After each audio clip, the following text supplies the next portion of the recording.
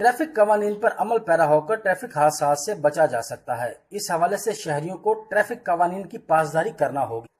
SP patrolling Mohammad शरीफ की हिदायत पर बहावल नगर में आगाही मुहिम का आगाज कर दिया गया।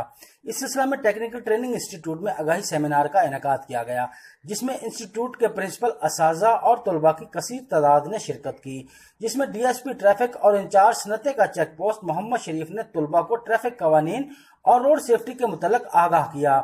इस मौका पर मोहम्मद शरीफ भट्टी का कहना था कि रोड पर करने वाले हर फर्द को ट्रैफिक कवानीन के मुतल्लिक आगाह होना इंतहाई जरूरी है, जिससे न सिर्फ अपनी बल्कि दूसरे की कीमती जानों को ट्रैफिक हादसा से बचाया जा सकता है।